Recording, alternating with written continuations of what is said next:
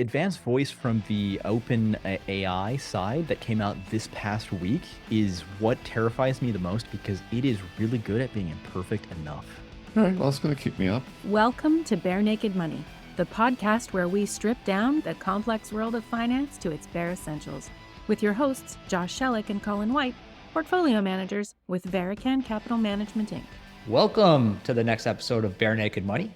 It's a podcast where we help give you the naked truth to make better financial decisions and hopefully turn those better financial decisions into more effective accomplishment of your goals. Colin, I think we have a really special guest today. Would you say he's the most special guest we've ever had? Oh, absolutely. The most special. I mean, just look at the backdrop there behind him. I mean, that's almost magical. So I'm expecting like an absolute magical podcast. I think this is going to be extraterrestrial even. Well, it's going to be out of this world. Good. So today's guest is a formal introduction. We have Matthew Toussain with us, and his LinkedIn bio reads very much like a resume for a military general. He's a cybersecurity expert. He's a red teamer and a purple teamer. I don't know what either of those things mean, but hopefully he'll give us some insights today. He's performed offensive and defensive cybersecurity operations. He's the grand champion, the first grand champion we've had on the podcast of the Net Wars Tournament of Champions. He's a former U.S. Air Force cyber warfare specialist. He's done work in password and identity access management, penetration testing, worked for Fortune 500 companies and what I would call some of the most security tight organizations on this planet. And more recently and currently the founder and CIO of Open Security, where he trains professionals and organizations to protect themselves against cybersecurity threats. So before they get slapped in the face from some of those cyber threats, they have a plan in place. So welcome, Matt. Thanks for joining us today. Absolutely. It's a massive pleasure to be here. And that was an absolutely ridiculous introduction. I am beyond flattered. Well, it's interesting. With that introduction, I would expect you to be way more stuffy than this. So I think that the oddity is the oddity is like you seem like a relatable person. So I can't wait to figure out what we're going to find out. This is going to be wonderful. He mentioned that I sound like a general in stealth mode, and I'm like, oh, this hurts my heart and my soul internally because that's the last thing that I want to be characterized as. But I've known a general or two once upon a time. that was my read of the LinkedIn bio there. So okay, I think we'll throw the general thing aside eventually. yeah, you got it. So turning to our conversation today, cybersecurity of all kinds, we have all kinds of our audience and our listeners and our clients that I think cybersecurity specifically is such a big concern for them. And it's something that I think it's a little bit intangible for a lot of people. So I'm hoping you can shed some light onto what's really happening sort of behind the curtains today. But I wanted to start here because I watched a video of yours not too long ago where during a live presentation, you hacked into your own bank account. And I thought it was so fascinating. It's such an interesting way to present everything. So can you explain a little bit about what you did and how you did it and why you did it? I'd love to talk about that. In fact, let me start with the why. So I do think that from the perspective of cybersecurity, this is a much esoteric kind of career field or experience for a lot of folks. So like if we're talking about cybersecurity, generally speaking, we're either looking at the news, something bad happened, or we're looking at a family member or a friend and fraud happened. And that was also something bad that happened to somebody that we know closely to each other. And if we think about from a fraud-based perspective, it often has to do with your direct personal finances. And so what I wanted to do was I wanted to demonstrate as a cybersecurity professional how vulnerable I myself am. And in that presentation, one of the things that I did in order to be able to hack into the bank account in the first place is I actually had to hack into my voter registration. Well, and I'm Alaskan, just for everyone's awareness. So I had to hack into my Alaska voter registration in order to figure out information about myself to then impersonate myself to the bank to overcome their security mechanisms and take over my own account. Now, why is it my own account? Because if it was anybody else's account, that'd be illegal, and I definitely couldn't do a presentation about that. But at the same time, what I was trying to demonstrate is how straightforward it is to be able to perpetrate an attack like this, and how baseline security measures, like using something like, let's say, multi-factor authentication, even if it's SMS onto your phone, let alone something like a multi-factor authenticator, can really change the paradigm for security for yourself, because you are absolutely a target. And we're seeing so many groups, organizations, individuals, and even nation states targeting folks in order to monetize their cybersecurity operations from an offensive perspective. And so we've never really seen a world that is as vulnerable and as attackable as it is today, which means we've also never seen a world where your need for cybersecurity resilience, even on the basic level, is as stringent as it is contemporarily. It's fantastic thing again, and I understand why we were so excited to get you on board, because oftentimes cybersecurity comes off like the mob. You're just trying to scare people into paying a whole bunch of money for protection for something they don't understand. And we pride ourselves on Barenaked Money of providing a balanced informational approach to things rather than a sensationalized, all your money is going to get gone sometime today unless you trust us and pay us a fee and we'll protect you. So that's a very, very wise opening, because I do think that there are basic steps that people can take, and but it's evolving. That's the other challenge is what worked 5 years ago or 3 years ago, it changes over time. So it's worthwhile keeping people informed so that they're aware of the kinds of things that are going on and also the basic steps they can take. So fantastic opening. Well done. Thank you. And for the viewers' awareness, I'm a big proponent of open source software myself. And that is a little bit of a tangent based on what we're talking about. But one of my team's primary objectives, I run a company called Open Security, is to be able to lower the barrier to entry to make yourself as secure as is needed. And that might be for small businesses. For example, there's so many organizations out there that are these multi-billion-dollar companies, and they say, buy our stuff if you want to have the opportunity to even know that you're secure. And a lot of the stuff that we do is actually releasing open source and free software that other people can actually leverage in order to get that same kind of understanding of their own organization without having to pay that massive fee. Now, on the other hand, if you identify, oh my goodness, there's a huge problem set going on here, you may need to invest in that. But at the very, my take is that the very first step that you need to have is to understand what the value proposition is of what you're buying. And if you can't understand that for free, then you're really not ready to make that purchase in the first place. And one of the things that we're really passionate about is to help you get that understanding for free, and perhaps to leverage that understanding with effort and human capital, because I'm a really passionate proponent of human capital as opposed to, let's say, capital expenditures. We're talking about buying a software solution to accomplish something. I think that leveraging your folks, your team, in order to make yourself more secure is the vast majority of what security really is. We often make a joke about this in the cybersecurity field. We call it layer 8. And layer 8 refers to the human. We say the human is the most vulnerable part of cybersecurity. Well, guess what? Humans are also the most significant opportunity within the cybersecurity space to do better. Lots of interesting things there, Matt. And I just wanted to come back to really a few things that we talked about there. But so coming back to getting access to the bank account, I believe that a lot of the information that you needed to get access to it was publicly available. And I guess this is a common theme these days with social media and how much is available published on the web that you can Google search with not much effort whatsoever. That's I guess a big challenge these days. Is that right? Oh, 100%. This is something we refer to as open source intelligence gathering, or OSINT. And so effectively what we're able to do is using open source abilities that what I mean by that is things that are available on the internet.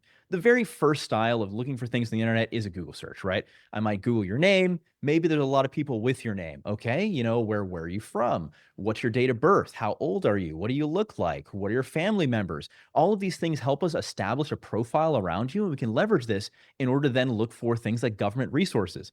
And so in that very specific presentation that I was able to deliver, one of the things that I was demonstrating was that with just basic Google searching information, you're able to then move laterally into government available information and then identify things like voter registration records, at which point things like the home addresses of where people live at, where their family lives at. And these are really good factors if you're an adversary, like you're an attacker trying to do fraud. They're really good factors in order to directly identify a specific individual. And once you've identified a specific individual, now we're talking about things like social security numbers and the last bastion, if you will, that prevents them from getting access to things like your bank accounts.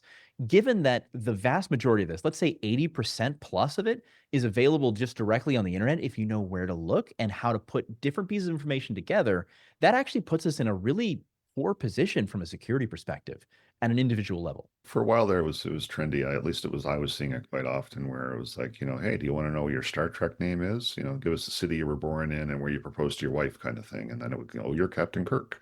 And there was a whole series of these things that were really, prevalent for a while. It was like, oh, I want to know what my Icelandic name would be. And it was a manufactured way of accumulating a whole bunch of those security question information. But I've seen that kind of die off. Is that, is that something in your world that people have finally caught on to and stopped giving up, their pet's name and stuff like that in order to find out what their Viking name would be? Colin, that's a fantastic question. I wouldn't say that we've given up on what your Viking name would be, but attackers have really started to focus on what is most useful for them in like a direct attack based perspective. And so what we're starting to see things like are, if you ever got a text message, right, where that text message is from someone who's like, hey, look, we went to dinner the other night. Do you remember me? Or they might say, hello, or they might say something like, hey, your tax number just came up and you need to pay us money. Now, a lot of people think of these things as perhaps fraud or perhaps maybe bad text messages or whatever it might be. But here's the thing. If you respond to any one of those messages, regardless of what it is, it tells the person who's receiving it that the phone number they reached out to is real and that the person that they reached out to on that phone number is a responder. And so effectively what has happened here is we've changed the game from the way that we do liveliness detection into a much more modern context. And so while we don't see the stuff that you're talking about as much today, we're actually seeing just a direct evolution of that because the attacker's objective wasn't necessarily direct exploitation, it was liveliness detection so that they could then sell that information as a direct factor to other people who are going to do that next step of attack on the internet. And so they do this on the dark web, if you will. Effectively, what this really represents is a massive evolution in the sophistication of attackers. Because we're not talking about one attacker who's trying to go after you. We're talking about like 100 attackers who are just collecting information so they can sell them to attackers who want to go after you. We're really talking about an ecosystem now of attack where it's not just one person or even one group, but it's a multifaceted organization of attack that's happening against individuals. And if you have to defend yourself against 100 people who do this for a living, that's actually a rather challenging thing to overcome. Seems hopeless. Yeah. Well, so give us some positive news here, Matt, because you mentioned multi-factor authentication, but I guess there's multiple ways that organizations and individuals are trying to protect themselves. So is multi-factor authentication the best way as an individual to go about that approach? And you mentioned open source software and security and all that stuff, but what else can we do? And you can make us feel a little bit better that we're not going to be violated by 100 people next week.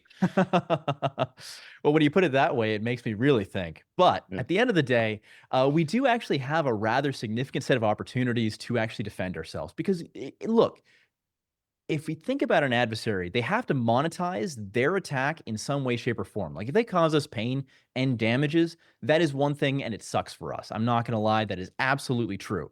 But they're not actually doing this stuff just to cause problems for individuals. They're doing it to make money.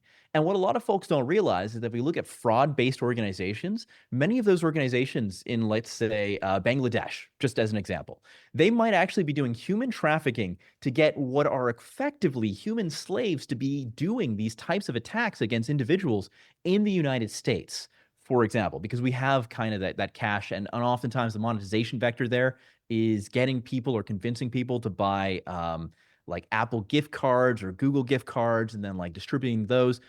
To be completely honest, like if we're talking about defending yourselves, if anybody says the word gift card and you don't know them on the phone, absolutely hang up immediately and call the organization that you think you're talking to back again, because that's a primary vector of monetization for attackers. And if we can kind of understand how they're trying to make money, then we can defend ourselves against those specific styles of attacks. But here's an example of why you may not need to be as afraid as you might think right off the bat, and why you perhaps, on the other hand, should be even more afraid. You see, if you've ever received an email and that email has a bunch of typos in it, right? You look at this email and you're like, oh, I'm the Nigerian prince and you are a member of my family from, once upon a time, and I didn't know how to spell the word the, but I still sent you the email. Guess what? You can make a lot of money if you just sent me, 10 grand first. the Nigerian prince scam has kind of worn itself out. And the reason why it fails now is because we understand it, right? We have educated ourselves on the fact that this is obviously malicious. And so adversaries have navigated their way to a different style of attack. What we need to understand is that they're still trying to monetize themselves. One of the best, most offensive things that you can possibly do is that if you have a conversation with somebody on the phone and they're asking something related to money whatsoever, and they called in, guess what? Hang up and call who you think that they were. Because if you call in, you're going to get the right organization after the fact. If they give you a callback number, but you look up the callback number and those don't match, that's fraud. That's exactly what that is. And there's a lot of opportunity to defend ourselves here. But let's go back really quickly, just very briefly, to the idea of these typos in the email, right? Why would there be typos in an email from a country like India, where the vast majority of English speakers on the planet actually live, because English is the first language there? It's something we refer to in the cybersecurity space as self-selection. For example, if you were dumb enough to click on an email where everything was a typo, then what does that mean when you get on the phone with those folks? You're likely going to be gullible enough to fall for whatever their scheme is. What they're effectively trying to do is they're looking for the lowest denominator. They're trying to identify via self-selection if you are the appropriate victim for them to spend their time against. If you're more resilient, you'll probably never experience these things at all because you've just staved off these attacks by default. Guess what? The attackers don't care about you because you're hard. You're hard to hack. But on the other hand, there are a lot more folks that are much more victimizable. And we need to be aware of that. And many of those people might be our family members, and we really need to educate them and share this kind of information with them as well, because they might be the most victimizable folks that are out there. And that can be very terrifying. Well, in the sales world, they call that qualifying a prospect. So that is exactly what it is in the sales world, 100%. What you're telling me is like we should study these organizations because they're really, really good at picking their audience. So, and it's funny you say that because I had a phone call from CRA a couple of years ago, and the guy called up and said, "I'm from CRA." Like, I laughed. I said, "Okay, you understand? I think you're not who you say you are." He goes, "Yeah, I know." I said, "All right, so I'm going to hang up and I'm going to call back the 1-800 CRA number. Who am I asking for?" And he gave me his name. He said, "I'll call you right back." And I did, and I got through to him. I was like, "All right, dude, seriously, how can I help you?" So. Wow. Yeah, that's absolutely is a good reflex. Like anybody, an inbound phone call and they start asking information, hang up. And if I can't call you back through a way that I recognize, we can't have a conversation. So good to know that I did the right thing. Not to blow up the mic, Colin, but like honestly, like there needs to be a clap here because that is exactly what we're hoping for. Like I'm a cybersecurity professional, right? I'm a nerd at heart, and I say a lot of words that in some cases people don't quite get. But the reaction that I want to see from folks is exactly what you did. That is on point. It is amazing. Yeah. Well, I'll pat myself on the back too. All right. So yeah, it absolutely works. And it is a strategy that I wouldn't call it infallible because again, they can spoof numbers and stuff like that, but it removes, it makes me difficult enough. I mean, it's the whole thing. I don't need to outrun the bear. I just need to outrun you. And, you know, as long as I'm harder to crack than the people around me. So that's kind of a Darwinian way to look at this, and maybe not as uplifting as we want our messaging to be, but it's probably very true. But if we look at it not as like an international like level, or we don't look at it as an interbusiness level, if we start to like boil this down to an interpersonal level, right, where it's you and it's your family, guess what? If you're talking about defending your family, outrunning the bear is what it's all about. Yeah, true. Absolutely. Now, speaking of family, Matt, you kind of alluded to it at the outset there that familial fraud can be a problem as well. And I know when we had the pre-call, you mentioned that's a growing and pretty big issue these days. 100%. Yeah, it's really unfortunate. I've actually had the opportunity to talk to a lot of pension funds, like let's say the New York State pension funds for different like police organizations in the United States and such. And one of their biggest concerns that they are actively observing, right, like on a day-to-day basis, is familial fraud. And so the idea there is multi-factor authentication is beatable through a couple different mechanisms. Either A, I hack you so hard that we are seeing stars, you know, very, very difficult. Very, very difficult to accomplish for the value proposition that the adversary might get. So we might be able to see that kind of capability from nation state attacks, but nation states aren't looking to make money because, you know, I don't know if you know this, but countries can print money. But if we're talking about individuals who are trying to monetize their own operations, we definitely have this idea of cyber criminals who are professionals at doing these types of attacks. And that's bad. That's terrible. But these cyber criminals, they often need access to pieces of information that are really hard to get, like access physically to your own phone. Because if your phone is kind of the custodian for some of your access to your pension, to maybe your healthcare administration systems, maybe something like Gusto for benefits and such. All of those kind of things, generally speaking, the custodian of access is primarily password and then followed by some kind of phone-based second factor, multi-factor authentication component. Now, that multi-factor authentication component is really difficult for adversaries to bypass. And so if you're talking about a foreign state adversary, like let's say cyber criminals out of St. Petersburg, they're generally going to look to do something different and they're going to avoid you. But on the other hand, that is so easy for your family to gain access to. And you might not believe that that's going to happen. And this is such a terrifying thing because you trust these people, you love these people, and we're all struggling. The financial world is not the easiest thing to navigate, and living day to day is a struggle. And so if that happens to folks that are in your life and they have access to things that are also around you physically, and from a cybersecurity perspective, we're using those physical access things as tokens to demonstrate that you are who you say you are, suddenly somebody who's close to you can bypass by default all of the security mechanisms that organizations like banks generally rely upon. And so familial fraud isn't just a growing style of concern, but it's also a very easy one to see accessed and exploited.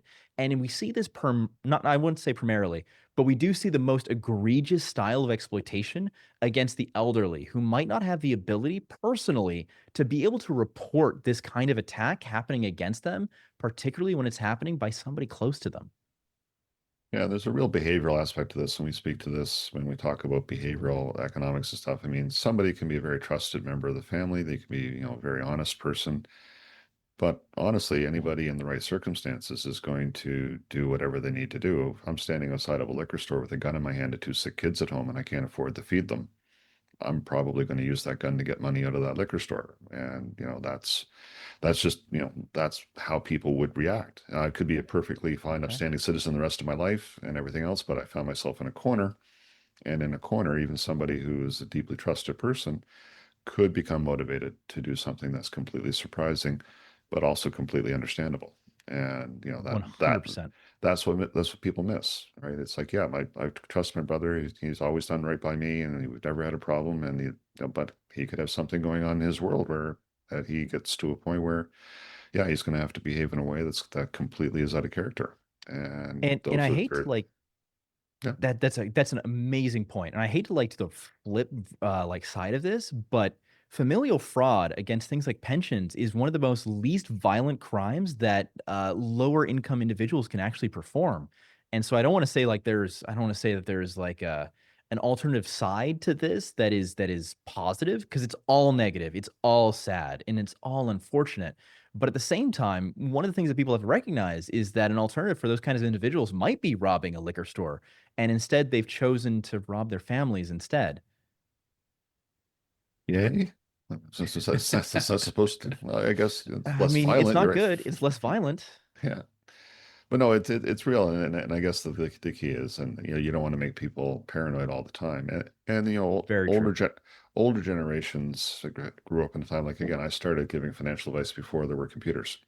The world's changed, and I'm keeping up so far, I think, but at a certain point, people stop keeping up, and it all becomes magic to them, and they don't understand, and it gets more and more difficult to keep up with the stuff you need to be literate with in order to protect yourself. So, and to that effect, let's take it one step further, because the defense is the same defense if it is your family attacking you, which would be very unfortunate for a large number of reasons, right? But it's also the same defense if somebody else is attacking you. So that kind of vigilance, if you're afraid of somebody external coming after you, is the same steps. Like you're not going after family. You don't have to have distrust in your family in order to be vigilant about your finances. If you're vigilant about your finances from an offensive perspective, let's say we're looking at North Korean intrusion set actors, which is actually a government that does do cybersecurity attacks to extract money from individuals. Like if we're afraid of those folks and we're doing the right level of vigilance to defend ourselves against them, that is the same exact set of procedures that we might want to do to defend ourselves against against people closer to us. And so while it is very fatalistic to kind of look at it from our inside point of view and be exceptionally paranoid, that's really not what I'm trying to recommend to folks, because it is rare for us to see that kind of fraud. It's just, it happens. And it's really important for folks to recognize that it does happen and to be a little bit more defensive in nature so that it is not possible to. Now, if you're say, let's say for example that you're a person a little bit elderly, you're getting a general, let's say, Social Security payment or maybe a pension fund or something of that sort, and you miss a payment. Maybe you miss 2 payments. Now, sometimes this stuff happens, and you might say, hey, look, the government just made a mistake. It's going to roll in. Guess what? That is not acceptable in today's world, because it's not necessarily the government that made the mistake. It's not that the pension just got missed. There might be identity fraud going on. And so if you want to defend yourself against what's happening, when something doesn't look normal, we have to raise our hand. We have to raise a red flag. We have to call people.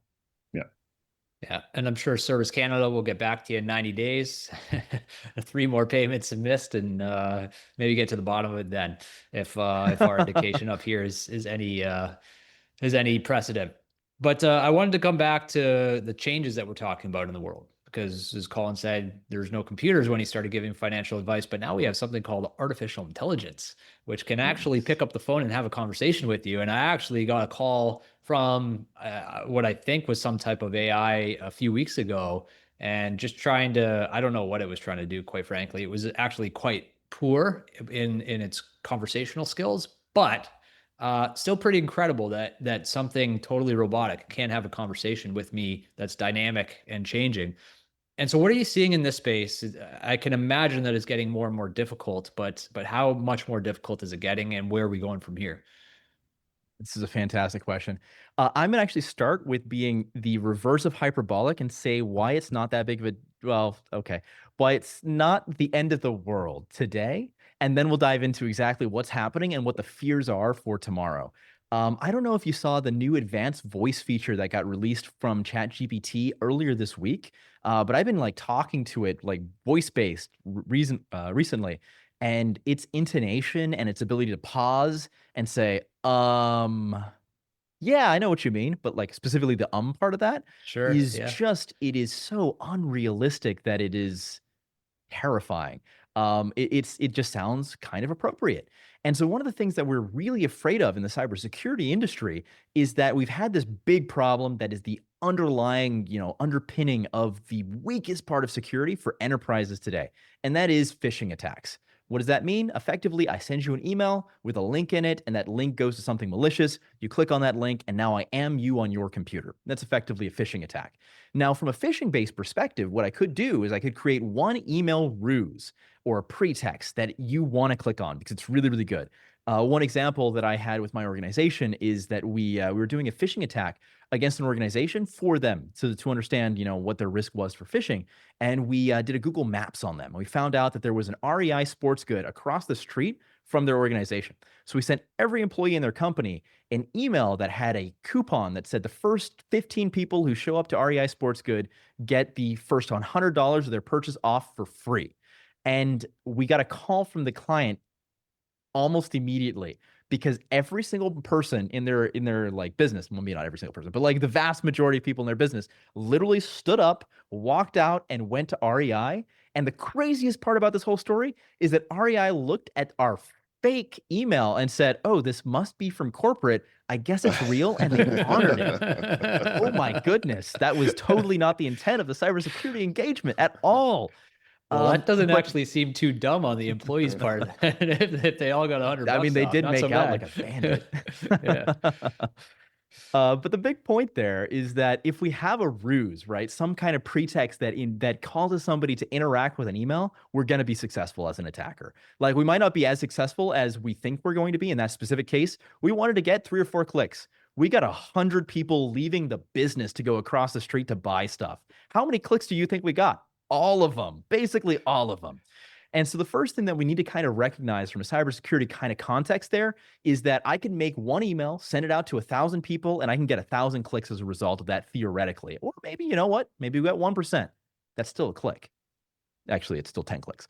But what about voice-based attacks?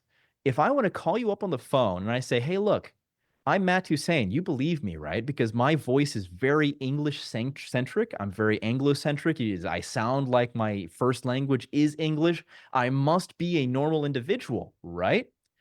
Here's a direct example. The MGM got breached really badly, and so did Caesar's Palace by a group out of the United Kingdom.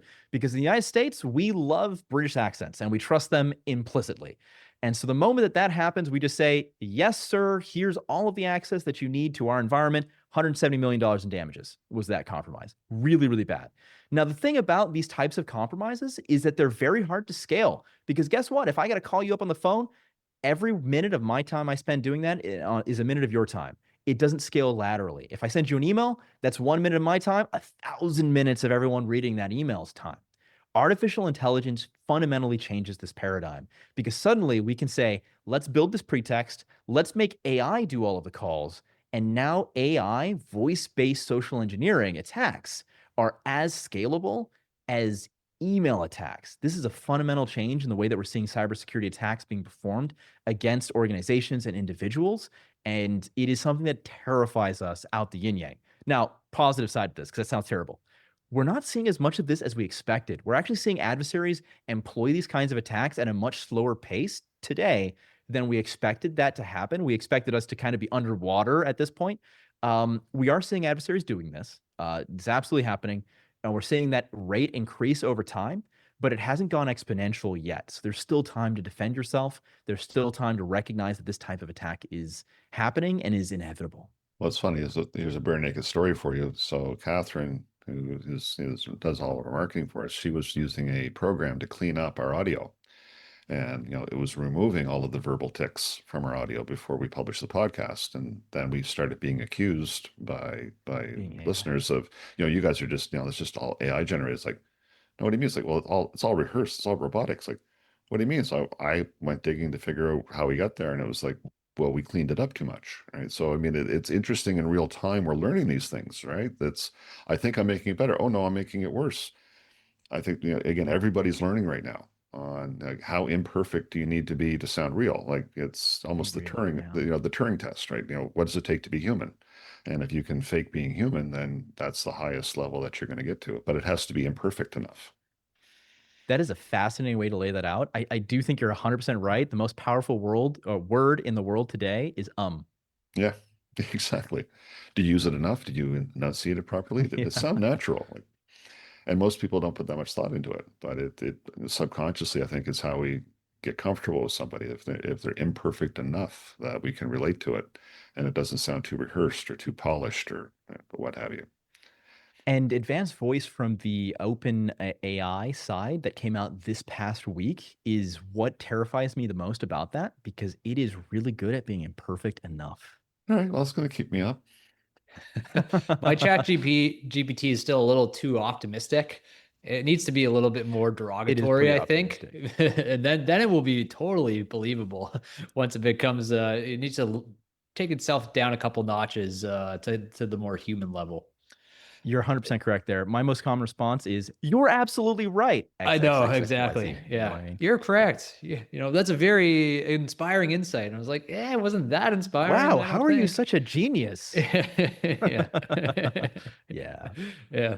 Now, on the software and tech side of things, so it sounds like your firm, Open Security, is very intent on sort of making some low-hanging fruit available, I guess, to maybe potentially small business or larger organizations. But like, we're a small business. I know it's something that maybe a lot of small businesses are neglecting, perhaps, or they're more vulnerable than they think they are. So is there something that you can tell us on the optimistic side of things that this software and technology and protection is more accessible for businesses of our size than we would think? Sort of.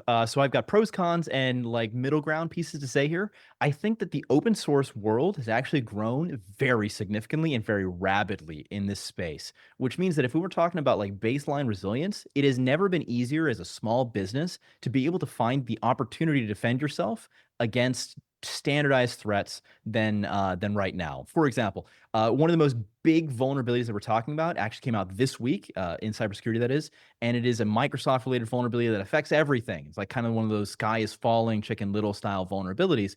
And for your organization, you may or may not know if you're affected by it. Guess what? There are open source scanners that are really powerful at identifying those kind of things. You don't need to have paid for a Qualys or a Nexpose from Rapid7 or a Tenable's Nessus product. You don't need to spend tens of thousands of dollars to be able to identify these vulnerabilities in your environment anymore. But that is the lowest hanging fruit, if you will. If we're starting to talk about things like artificial intelligence attacks, then guess what? Resiliency is really important for your organization. So things like more advanced antivirus or I don't want to use the word antivirus. I did. I apologize for using that word. I hate using that word. We generally speak refer to these things as endpoint. Take it out. I mean, maybe it's worthwhile for me to like apologize for saying that antivirus might be okay. Endpoint detection and response systems are what we tend to refer to these days. So things like CrowdStrike or SentinelOne, Microsoft Defender for Endpoint is a good example there. Those end up being like the next bastion of security for a lot of organizations, particularly on the small business side. Because when we're talking small business, we don't have a lot of time to review logs looking for security events that may have happened. Because guess what? Your organization might not experience a major security event for a year. But then when you do experience one, that could be an existential crisis for your organization. And so we're in this really weird space where the risk impact is exceptionally high, but the likelihood might not quite be there. And how do you account for that? And generally speaking, our recommendation tends to be resiliency, as in if you are basically not the low-hanging fruit, adversaries don't want to contend with you because all you're going to do is take more time for the amount of value that they're able to extract in general. And so if you can make that low-hanging fruit disappear from your organization, that doesn't mean you're secure, but it does mean that you're not the primary target of most adversaries today. And we can work with that. And that's one of the things that we've taken on internally is we actually have a weekly video that goes out to the entire team, and then we log who's watching the video, and it's a very short little video on whatever's topical in the cybersecurity world, because as you pointed out, the human side can be, that's can be one of the first lines of defense, and one of the things that people try to co-opt. But trying to alert our team. So, that kind of stuff I found interesting how easily available and how cost effective those kinds of things can be. And just by, that one instance of taking and then putting it top of mind of our whole team weekly, how important it is, and perhaps highlighting some of the attacks that are currently going on. Again, just that awareness. And you're right, we're just trying not to be the easiest ones on the street. If we can be a little bit harder, I think that's a reasonable objective to maintain, right? That fantastic. Yeah, absolutely. I'd love to share a story about that kind of thing specifically. So I was doing a voice-based phishing attack for a bank, a major US-based bank. And one of the things that we were trying to do with this voice-based phishing attack was identify if we could extract sensitive information. And so what I did is I said, hey, look, I was recently the victim of a identity theft. Now, that's not true by any means. I'm lying, of course, because I'm doing a voice-based phishing attack. That's the point. And so I said, hey, look, you're asking for my last four of my social security number. If you give me the middle two, I'd be more than willing to give you the last four. And the support personnel on the bank side did commit to giving me those middle two. Now, from the perspective of U.S. social security numbers, the first 5 digits are generally speaking based off of where you were born, what hospital you were out of, those kind of things. And the last 4 are often shared through many different mechanisms, but they're randomly generated. The bigger point here is that those middle 2 are the hardest numbers to acquire from a social security perspective, but nobody knows that. Like, nobody knows that. Why on earth was the bank even allowing their support personnel to have access to the full social security numbers when the only thing that they need to do is verify the last 4? That was just not something that was thought about, right? And so this is the kind of attack that happens often, but it is an attack on layer 8. It's an attack on the individual, and I kind of reject it being the individual's fault. I think that it just means that we didn't develop a good enough security grid to say, hey, look, you didn't need access to the entire social security number. You only needed access to the last 4. And so the fact that they were able to get the other digits from you is our mistake, not yours. Yeah, no, absolutely. That's a fantastic way of looking at it. And, siloing information so that, it again makes it more difficult for somebody to acquire all the pieces of it. So that's a fantastic thing at an organizational level that you got to keep an eye on. Interesting enough, in that scenario, they also identified the fact that me asking for that was very weird. And so after the call ended, they did a full investigation back scene in order to identify whether or not it was legitimate or not. They found me out by as a person that I was not who I was claiming to be whatsoever. And so on our report, we actually had a huge positive finding for them because they were able to do a full investigation without even needing to reach out to authorities and to identify that this kind of scenario was A, not legitimate, and B, directly malicious in general. Now, to be fair, we were paid by their security team in order to come in and do this kind of thing. And so they reached out to the security team as the end point of this. And the security team was like, well done, you identified the attack. But that's exactly what we're looking for, because the next step of that, of course, might be notification. Like if it was real world, might be notification of the individual who is attempting to be exploited. And that's really valuable, because what a lot of folks don't necessarily realize from a banking perspective or from a small business perspective is you might not be the endpoint victim, but you might be being leveraged in order to get more information against the person who is the primary victim.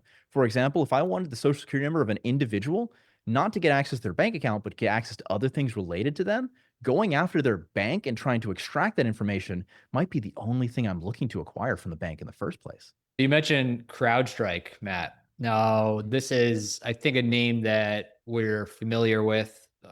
Like people like us that are more lay people on the cybersecurity side, Colin and I, we're more familiar with this name because of its prevalence in the media outages, specifically over the past couple of years. It seems, and we're talking about siloing information as well, it seems like to be more secure, we need to build more complexities and difficulties and inefficiencies in our business. So how do you work with businesses to help them manage those two things or balance those two things? That is a very interesting way to look at it, but I can't actually disagree with the take, because you're right. Oftentimes what we're looking to do is to engineer specific inefficiencies into the business that affect adversaries but don't affect employees. Because if we're causing inefficiencies to adversaries, we're effectively doing is saying, hey, look, your initial access to delivering effects, maybe it is ransomware or something like that, takes X and Y time. What we're going to do is we're going to introduce inefficiencies, and we're going to spread that time out so that we have more opportunity to detect and respond before you actually win. So delivering inefficiencies into the attack process for adversaries is actually a core part of what we do in cybersecurity. So I love that you kind of laid it out in that kind of fashion. The other side of that, though, is delivering efficiencies from a defensive perspective. And resiliency has a lot to do with that. We can actually break it down into very specific pieces. I think that it's really important to recognize the network side and then the system side of these approaches. So how is the defenses looking like on your personal system that you're using to access the environment? And then what do the defenses look like in the environment itself in order to identify, detect, and respond to the attacks that are happening kind of live and in real time? So I'm actually really disappointed that we made it this far into the conversation without talking about this. But you mentioned monetization, and being investors, we have to talk about cryptocurrency and specifically Bitcoin, which we get asked about all the time from an investment perspective. But all we hear about from a practical use perspective of Bitcoin is that criminals use it to transact. Is it, well, let me start with this. Is it true that hackers just want Bitcoin and that's what they're going to demand all the time? Hackers generally want some kind of monetization vehicle that is as anonymized as possible and is as convertible into some kind of currency owned by a country as possible. Now, the most common currency, of course, is the US dollar from that perspective. But the US dollar and the exchanges related to the US dollar are also the most trackable, extraditable, if you will. So like if you're trying to do something that is related to criminality, the last thing that you want to do is deal with a Bitcoin wallet that is in the US. And let me give a direct example here. So the Colonial Pipeline breach, right? The Colonial Pipeline breach affected basically the entire eastern seaboard of the United States. Adversaries got into Colonial Pipeline due to some very significant cybersecurity failures. They were very, very bad. But the bigger point is the attacker got in. They didn't actually affect the operational technology network. Operational technology effectively means cyber physical systems. So the pipeline, as we're talking about in Colonial's specific situation, the attackers never touched the pipeline, but the pipeline went down. Why?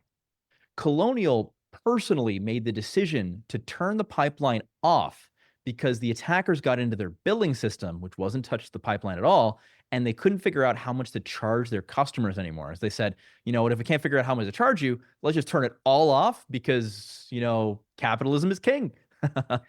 At the end of the day, from the colonial perspective, what we're really dealing with here is that we've got attackers who are trying to make money. And the attackers don't want to cause international incidents. And so they're not going after the OT network, they're going after the IT network.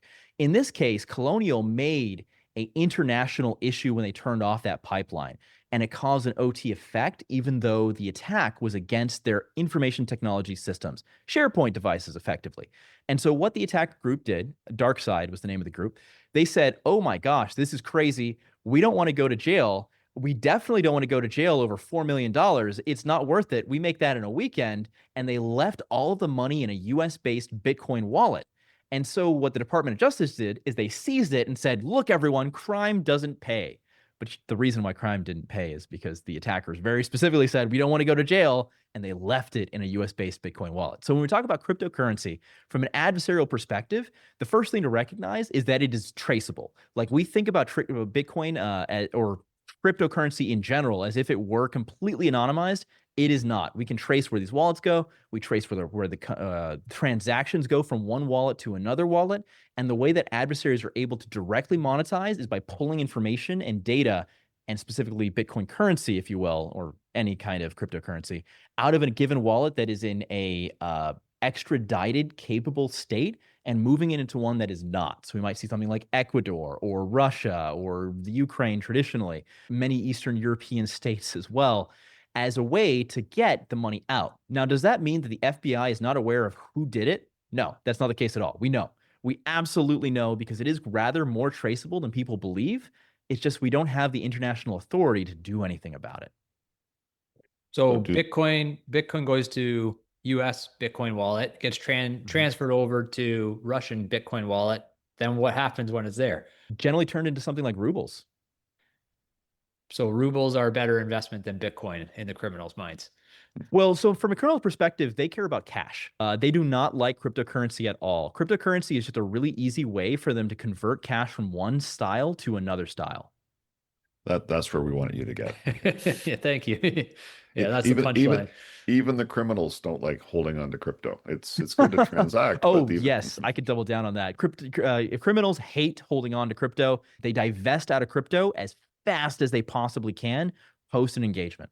That builds on the understanding, because crypto is one of those things people are beginning to trying to understand more, and it's evolving and how people are using it. And again, this is just hilarious for us to come to the realization of that this is the truth. They want regular currency. So what about the idea, though, that the cryptocurrency wallets, if you want to call them that, or the infrastructure in general, is like virtually unhackable? Is that, like, we've seen all kinds of vulnerabilities in the crypto space, but it seems like that's happened more on the exchange side of things, or there was some issue that was kind of outside of the true intention of what crypto is at its core. So so we've kind of debunked the anonymity part of crypto, but is the safety and the invulnerability of crypto, is that true? I love this question, and I'm going to try very hard not to nerd out a little bit too hard over it, because cryptocurrency is effectively just cryptography. All it is cryptography that we've attached monetizable value to. That's it. And so if you look at like your password, let's say you log into a Windows device on like your computer, right? And so you log into that computer, you type in your password. Your password is, of course, password, because the most common password in the world is password1. Why not? And so you log into your computer. Does your computer understand your password as the word password? Well, no, it converts that using a mathematical function. We call it a hashing function into a string. In the case of, let's say, an NT hash, that's your Windows kind of credential, that can be up to a 128 character password. And it can also be a password as low as 1 character. But either way, you end up with this singularized hash as a result. And effectively, what Bitcoin is just a list of hashes. We often refer to these things as like immutable registries, if you will. And that's effectively what it is. It's just a list of hashed events that have occurred, and these are all just basic mathematical functions, which means that there's 2 ways that we can go after attacking these. Either A, the mathematical function itself is broken and we can break it, or we can do something against it. This is rather uncommon to happen because we've been doing cryptography for well, technically millennia, but if we're talking about cryptography in a computer sense, we've been doing it since World War II. So we've been doing a lot of cryptography. Cryptography is generally pretty well developed, but if there were to be a cryptographic based issue, it could fundamentally break the entire thing. And we often look at quantum as an example of that potentiality. Now, that is a very big challenge, tangent, that is. On the other hand, we could look at the implementation of this technology and of this math into systems. And so you mentioned that exchanges being hacked are the primary way that we're seeing cryptocurrency style cybersecurity issues occur. And that is absolutely right, because effectively what we're saying is the crypto itself isn't vulnerable, but the way that we're implementing this ecosystem where cryptographic technology is being leveraged is vulnerable. And that's what's happening with those exchanges. Yeah, that was one of the first ones that I remember seeing. Again, not to nerd out too much, Mt. Gox was one of the first real big ones that got hit. And then I started reading about it, and it was a repurposed server that originally was for trading cards. It was Magic the Gathering Online Exchange was the original use for the Mt. Gox server, and they flipped it over to a crypto server. And it's like, yeah, the probably wanted to have a more substantial server to run things on then, because you put a few $1 million on there, and it all of a sudden it became a target. So yeah, it's an evolving ecosystem, and just don't trust it. 100%. And then secondarily, to double down on that, the idea there from a security perspective is often segmentation. So let's say, for example, that I'm doing cybersecurity work and I'm testing banks to see if they're vulnerable. If I'm doing that from my own personal computer, guess what else I'm doing from my own personal computer? Maybe I'm checking Twitter, or I'm doing whatever else on the web, and that computer could be vulnerable as a result of that. From a cybersecurity perspective, the right way to treat these things is to split them off. We call this segmentation. And in the case of Mt. Gox, well, why do you have a server that is primarily for Magic the Gathering doing something completely unrelated to Magic the Gathering? Why not have two servers? Because if you do, if one is vulnerable to something, it doesn't affect the other all of a sudden. Yeah, absolutely. No, one thing I like from this conversation, and I think is at the end of the day, the privacy is not a thing. Like, if somebody really wants to learn everything about you and they're determined enough, that's going to happen. But that's okay, because your defense is you just need to not be the easiest one. And there's a lot of people out there who are going to be really easy to targets for stuff like this. So the challenge is not about trying to find a way to be 100% invulnerable. It's just being hard enough that there's no reason anybody would ever want to go to the lengths it would take to get in your world. So I feel better, just coming to that conclusion and recognizing that's the goal, because I think this is important for people to really understand, is like, there's no such thing as private information. Everything about you is knowable if somebody's determined enough. Just don't make yourself a target and make that difficult for them to get to. Yeah, and I think that's an extremely important takeaway to have for folks, because when I started in cybersecurity, I just wanted to hack stuff, right? I was this kid. I loved computers. I wanted to hit my hands on the keyboards. I was working for the U.S. Air Force and the NSA at the time, and I just wanted to get into things that were not supposed to be gotten into. But that's not really what cybersecurity is all about. At the end of the day, it's all about risk management. And that's the same thing that's true for folks who have a cybersecurity risk associated with them. You've got accounts. That means you are a potential victim. But that doesn't mean you are the primary one either. What is your risk, and how much lengths do you need to go through to manage that? Some lengths for sure. But for a lot of folks, it's not something that we can't overcome. So are you one of those kids that got caught doing something they shouldn't have been doing? Instead of jail time, you decided to go work for the government? Is that your origin story? Am I talking to a Bond villain right now? It is not quite my origin story. Back in the day, there were two ways to go about it. Either you sold your soul to the government, or you did something illegal and then you sold your soul to the government to not go to jail. In my case, I did the first thing first. Oh, okay. I went to the U.S. Air Force Academy. I immediately sold my soul right off the bat. There you go. So it was super easy. Well, we're coming up on an hour here, Matt, but you mentioned quantum, and that's a big tangent, but maybe you can turn quantum into a little tangent for us just as we kind of wrap up here, because what I've been hearing about quantum is basically all of the encryption that we've ever had, it becomes immediately hackable within seconds once you have quantum computing. And I think that's still a ways away is what the consensus is, but maybe you can give us some type of optimistic tidbit to leave on. I would love to. And fortunately, in this case, I do get to be very optimistic, because none of that is true. It is true for all of the cryptography that we've had over the last 40 years, but there's this thing called elliptic curve cryptography, which, oh man, don't quote me on dates here, but was invented quite a while ago. And we've been rotating a lot of the cryptography that we leverage into that style of mechanism. And we effectively refer to this type of thing as being like resistant to quantum style cryptography. And the vast majority of things that we really rely on, like the underpinnings of the internet, or have already moved into that. Like if we were saying, hey, quantum computers are here and they're fantastic and they're amazing and they're breaking everything 10 years ago, then suddenly we're sitting on top of a problem. Unfortunately for the people who want to be sensationalizing things, it turns out that we've actually been developing security mechanisms against the potential for quantum cryptography breaking mechanisms for the past, oh man, I'm going to say 20 years, but it might honestly be longer than that. More importantly, many of these defenses are no longer theoretical. They're starting to get rolled into real world systems and have been doing so for the past 5 to 10 years. So I'm no longer afraid of cryptography. Ask me the same question 10 years ago, I'm terrified. The next world-ending event, the next Y2K, it's going to be all about quantum breaking our cryptography. AES is dead, long live AES, all of these kind of things. But today, it is suddenly no longer a primary vector of concern that I have. Now, to be fair, is this going to break things? Yes. Do you have old systems in your environment? Yes. Why is this going to break things? Because you have old systems in your environment, not because it's breaking the newest stuff that we're starting to roll out. This is a problem that exists. It's a real problem, but it's a problem that has a solution. This is amazingly positive.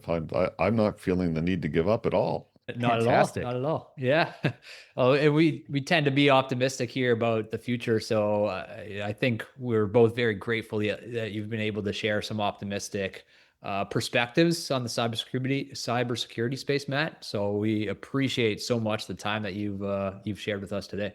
It's been my absolute pleasure, Colin, Josh. I hope that I didn't nerd out too hard because you asked me a couple questions here that just absolutely made my heart throb, and I could not help myself.